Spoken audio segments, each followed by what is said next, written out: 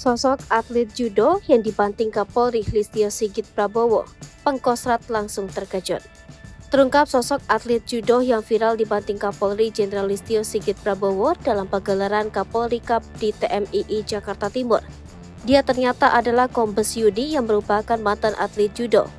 Jenderal Listio mulanya mengenakan baju kaos berganti pakaian mengenakan baju judo berwarna putih dengan sabuk berwarna hitam.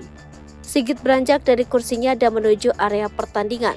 Rupanya Sigit hendak unjuk langsung kebolehannya dalam olahraga yang berasal dari negara Jepang tersebut. Sigit melawan salah satu anggota yang juga diketahui sebagai mantan atlet judo, yakni Kombes Yudi.